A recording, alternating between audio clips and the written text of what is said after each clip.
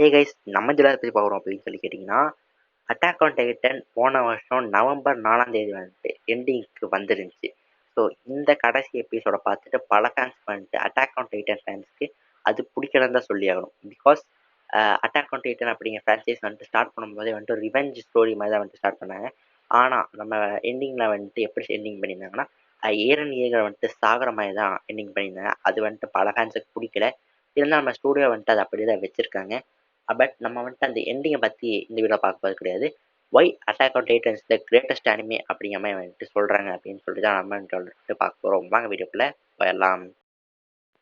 So first நம்ம வந்துட்டு அது எதுலேருந்து ஆரம்பிக்கணும்னா, ஸ்டோரி பிளாட் அப்படிங்கிறத வந்துட்டு அட்டாக் ஆன் டைட்டனில் பெஸ்ட்டாகவே வந்துட்டு கையாண்டிருப்பாங்க அப்படின்னு சொல்லலாம். அதாவது இப்போ நீங்கள் வந்துட்டு ஒரு பேஸ்டாக ஸ்டோரி எடுத்துக்கிறீங்க அப்படின்னா, அந்த ஸ்டோரி வந்துட்டு மக்களுக்கு வந்துட்டு பிடிக்கிற மாதிரி இருக்கும். அந்த ஒரு ஃபேண்டசி கலந்தா இருக்கட்டும், இல்லை அட்வென்ச்சர்ஸாக இருந்தாலும் அந்த அனிமே வந்துட்டு மக்களுக்கு வந்துட்டு போய் சேர்றது ரொம்பவே முக்கியமான விஷயம். அது அட்டாக் ஆன் டைட்டனில் வந்துட்டு ரொம்ப ஈஸியாகவே வந்துட்டு கிடச்சிச்சுன்னு சொல்லலாம். 2013 வந்துட்டு ஸ்டார்ட் பண்ணும்போது அது வந்துட்டு ஒரு மங்கால தான் வந்துட்டு 2009 வந்துட்டு கிரியேட் பண்ணிட்டு இருந்தாங்க. 2013 வந்துட்டு ஃபர்ஸ்ட் டைம் அது அனிமேவாக வந்துட்டு கிரியேட் பண்ணப்பட்டுச்சு.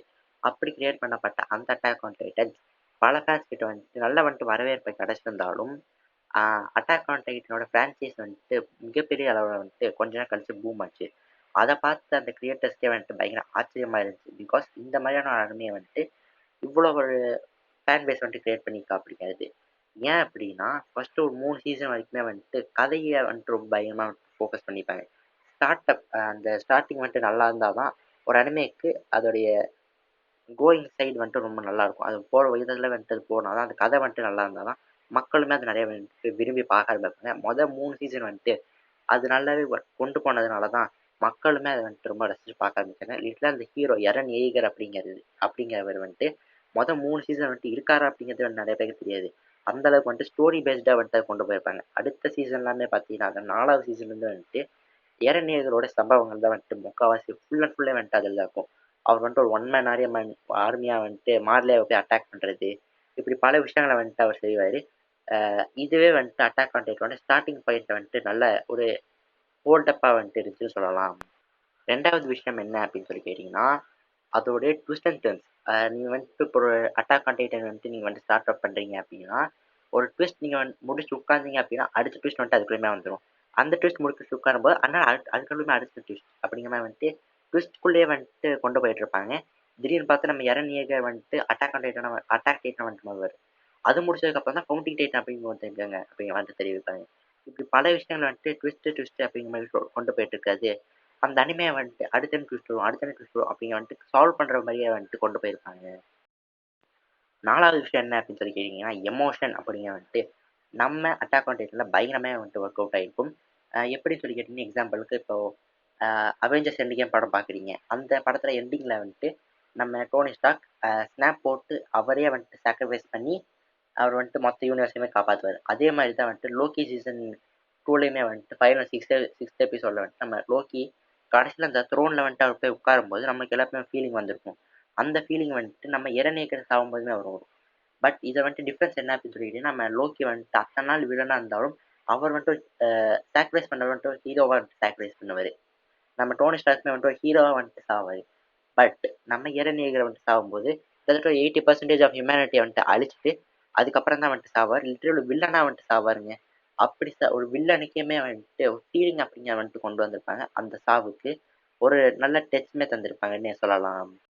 அடுத்ததாக வந்துட்டு அதில் வந்துட்டு பெஸ்ட்டாக இருந்தது என்னன்னு சொல்லி கேட்டிங்கன்னா, டைட்டன் அந்த ஃபார்ம் வந்துட்டு எடுக்கிறதா இருக்கட்டும், அந்த டைட்டன் அப்படிங்கிற புது விஷயத்தை வந்துட்டு இன்ட்ரடியூஸ் பண்ணது அந்த டைமில் வந்துட்டு மிகப்பெரிய அளவு பூம் ஆச்சு. பிகாஸ் அது வரைக்கும் அந்த அளவு டிஃப்ரெண்ட்டான ஒரு ஸ்டோரி லைனை வந்துட்டு யாருமே அந்த அளவுக்கு பார்த்துருக்க மாட்டாங்க. அப்போதைக்கு வந்துட்டு அனிமே அப்படின்னாலே வந்துட்டு டிராகன் பால், ஒன் பீஸ், போக்கேமான் இந்த மாதிரி வந்துட்டு சுற்றிட்டு இருக்கும்போது திடீர்னு இப்போ புது ஸ்டோரி வருது. இந்த மாதிரியான புது ஸ்டோரி வரும்போது அது வேர்ல்டு வைட்லேயே வந்துட்டு மிகப்பெரிய அளவில் பேசப்படும் போது நம்ம இந்தியாவிலேயே வந்துட்டு அனிமே வந்துட்டு பார்க்க கம்மியாக இருந்தாலும் அவங்களுமே வந்துட்டு ஃபர்ஸ்ட் அனிமே பார்க்குறது மோஸ்ட் ஆஃப் த பேர் வந்துட்டு அட்டாக் ஆன் டைட்டன் தான் ஃபர்ஸ்ட் அனிமேவை வந்துட்டு அவங்களோட கிக் ஆஃப் பண்ணுவாங்கன்னு சொல்லலாம். அந்த அளவுக்கு வந்துட்டு பல பேருக்கு வந்துட்டு இதோட ஸ்டார்ட் அப் பாயிண்ட்டாகவே இருந்திருக்கு. அண்ட் பார்த்தீங்கன்னா ஒரு மிகப்பெரிய ஒரு லெவலில் வந்துட்டு வெற்றி அடைஞ்ச ஒரு அனிமே எடுத்துக்கிட்டிங்க லைக் டிராகன் பால் ஆகட்டும், ஒன் பீஸ், நருட்டோ இதில் எல்லாத்தையுமே வந்துட்டு கிட்டத்தட்ட 700லேருந்து 1000 எபிசோட் கிட்ட இருக்கும். நல்ல ஃபேமஸான அனிமேலையுமே கம்மி எபிசோட்ஸ் இருக்குது. பட் அதுவுமே மேக்ஸிமம் ஒரு 300 எபிசோட்ஸ் இருக்கும். ப்ளீச், பிளாக் கவர் இது எல்லாமே வந்துட்டு மேக்ஸிமம் 300 எபிசோடாச்சு இருக்குது. 300 எபிசோடாச்சு இருக்குது.